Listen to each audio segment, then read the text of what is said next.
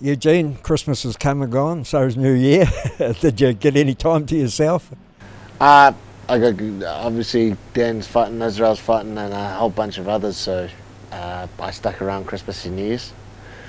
I got away for a couple of weekend excursions. I spent a bit of time in Incremental at Whirianga, which is a wonderful place, and then I spent a few days up at the far north. So shout out to all the people who support us in the far north. I ran into a few, so yeah, I got a bit of time away. Oh, cool. So it's all back to work now. Yeah, definitely back full on from now. So yeah, no time to do anything but put my head in the game here. Yeah. Yeah, the gym was packed this morning when I come in, and good to see some familiar faces, Israel and the boy Carlos back. Yeah, man, all the UFC guys, have pretty much got fights. Some of them, obviously, we can't exactly announce, but some of them have been announced, but all those guys are lined up. I mean, part of the benefit of working for such a huge company is they just pushed through everything, and they continued with their shows, and they continued flying fighters over and stuff. The rest of us who work more on the local circuit obviously had to slow down, but even the local circuit in New Zealand anyway, one of the great things about New Zealand is we're able to keep our local circuit pumping. At least we are at the start of the year, so I got a bunch of guys training for the various shows that are in early February, March as well. Well, the overseas fighters, it's caused you a little bit of a problem, and you're not going to be on hand with a couple of your fighters. Yeah, yeah, it's just the nature of this modern world at the moment, I guess. So, I mean, Dan's got a fight, and he effectively can't really get back into the country for 7 to 8 weeks because of the whole voucher system. So it's just a matter of where it's best to put those resources. Is it best for us to go with Dan and sit in hotel rooms and stuff for 7 to 8 weeks, and while the other guys miss out on us being back in the gym and training them and running them through their camps and stuff? Or is it better, it's just how it is. It's unfortunate. I mean, we've trained Dan right up until when he leaves, which is tomorrow, and we're pretty confident with what we've done. Again, like your cornermen are as big a factor as you make them. You know what I mean? And there's ways that Dan he can have unfamiliar cornermen in his team and still be very successful. That's going to be, a lot of that's going to be up to him, and being very disciplined with the fight, disciplined with the strategy that we've given him, and just disciplined with the craft. Yeah. We know who Dan's fighting. We know who Israel's fighting. Is there any names that you can let loose yet? Yeah, look, Brad's fighting, Carlos is fighting, Kai's fighting, Alex will be fighting. None of which I can really reveal the names without getting in trouble from the big bosses. The only one left to match up that I've got on the cards is Shane, and that pretty he'll have a name soon. So again, like all those UFC fighters, they work for the biggest company in the world. Like they're good to go. Like they've got all those resources working for them and helping them out and trying to match some fights. It's easy. It's the difficult job for me is when it comes to the more local guys. Yeah. Something I've noticed, and everybody talks about the high standard of fighting from all the MMA gyms, but particularly city kickboxing around the world. But I noticed when I come here that you're still doing those little incremental changes. There's still those little things. We all think the game's at a real high. How much more improvement in mixed martial arts is there?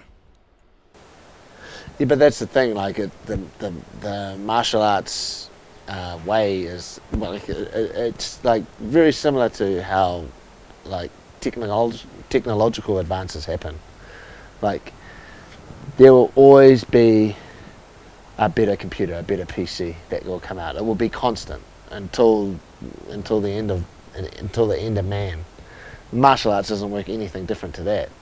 It's just like technological advances. Like as long as we're existing, there will always be a better way to do things. It's just the journey of discovery to those better ways, and that's how you have to run your gym. Like especially if you wanna be in that top echelon of gyms and fighters and stuff, you have to constantly be looking for tweaks, and whether they be small ones or whether they be, like big, really big tweaks. It doesn't matter. Like the proven way to be the best is to constantly evolve, and I think we've found that and we've known that, and that's what we're trying to do. So that's how you stay on top. When you get too static, that's when you end up going backwards. But yeah, it's just funny like that. There's some things that are universal in martial arts. There's like fundamental things that will always remain the same, but it's the other stuff on the peripheral that we have to tweak and get better at. That's always changing and evolving. Well, it's certainly evolving. Before Christmas, I asked you about the other fighters coming through. With the success that Carlos had in the Contender, is there any more talk of anybody going into a series like that? Yeah, look, I'll have a couple more. Me and my management team will probably have a couple more. I expect a couple more this year, UFC guys. It's not just a matter of like getting together with the management team and getting them to push them. It's about where they are as fighters and whether they're ready to make that jump yet. And given that, if I can keep them really active this year and get them the experience, not just in the cage but in the training mat, I should be able to get them to a place where they're ready to, make the jump to the big leagues. Well, the UFC boys are busy, but also on the boxing side of things, Junior Farr, Joseph Parker. How's Junior's progression? Yeah, no, look, Junior's going really well. One thing we're being obviously extra stringent with is just monitoring his health, and we're doing everything in relation to his health. So we're checking his. We've got several kind of benchmarks that we're checking every day, and we're adjusting his training according to those benchmarks. If he's making them, if he's under them, if he's over them. So yeah, it's to be honest, it's probably the way all camps should be run. Like really looking at those sort of results that we're getting on a daily basis. But for practical reasons, sometimes we just run a camp and we just assume that they're fully recovered and that they've done the right things, and we just run through it. What we're doing with him is we're not making any of those assumptions. We're checking his health every morning and making sure that he's able to, partake in whatever strenuous training we've got. And if he's not, then we're adjusting the training. So that's what it's about for Junior. Like because at the time we have no margin for error, so we can't make a single mistake.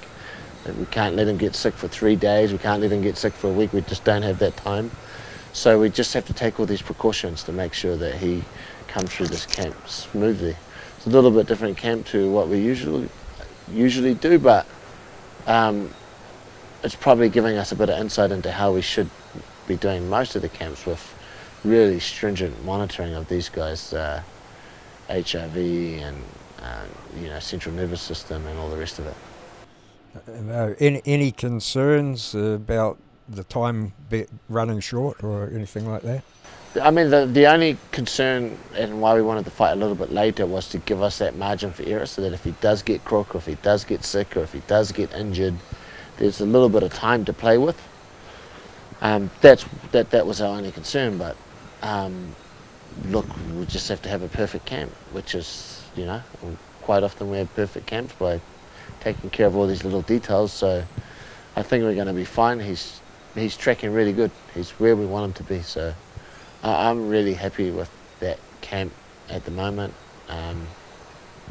The fight strategy, given that we've already kind of got a long way into nailing that down,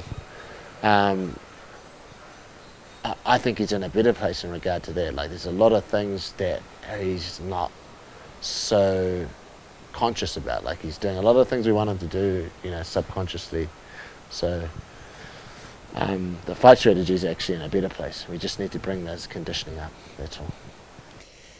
One of the things that's been really successful over the last couple of years has been a program called Wimp to Warrior, where ordinary guys off the street can come in, and girls, and in 6 months' time they get into the cage and have a fight.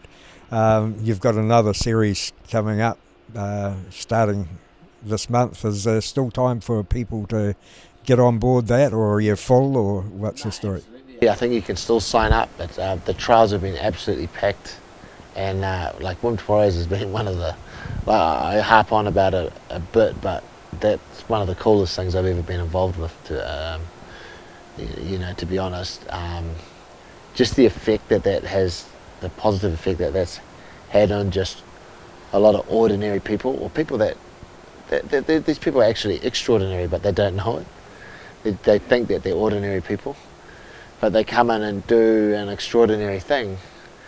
One of the reasons that Wimp to Warriors was so appealing to me was because of the duration of it.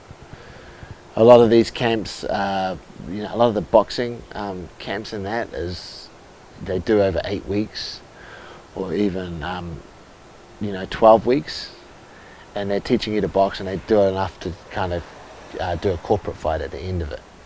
And that's definitely doable in boxing, but I never thought you could do that in MMA. There's just too much to learn in an 8 or 12 week period. But Wimp to Warriors, one of the things that attracted me was it's over 5 months, and it's training 5 or 6 days a week. You must attend those trainings for 5 months. That is probably like with a really talented kind of fighter who comes in and works really hard. That's probably about the same amount of time I could get them to a fight if they just walked into my gym. And that's not training every single day. That's training like four days a week or 5 days a week.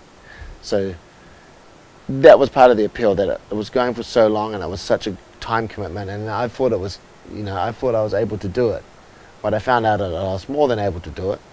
And obviously the other benefit is they all eventually get matched up with each other, and you've done the same duration of training. You've done exactly the same training, so it ends up a really wonderful experience. Like I said, I might be a little bit biased now because I've been involved in 2, but yeah, you can still sign up to that. If you're looking to just like throw a spanner in the works, like do something different with your life, like do something like that is completely out of your comfort zone, I would jump in and try this, because this sport, fighting and MMA, is not exclusively for the Brad Riddells or the Israel Adesanyas or the Dan Hookers. This sport is for everybody. That's the hard thing for me to get people to understand that. This sport's for everybody, from all walks of life, any ability, any athletic ability, any size, it doesn't matter, any ethnicity, it's for everybody. So that's the cool thing about Wimp to Warriors. It can be a foot in the door to a wonderful experience. Cool. We'll look forward to being part of that. Hey, thanks very much, Eugene, as always. Your time is much appreciated, and everybody loves seeing you on Combat TV. So thank you once again. No, thanks everybody, and get behind us for another year, 2021. We're going to have a big year. We're starting the year big. So everybody's support out there is, trust me, it's like greatly valued by all of us here at CKB. So thank you very much. Cheers, team. What's for lunch, mate?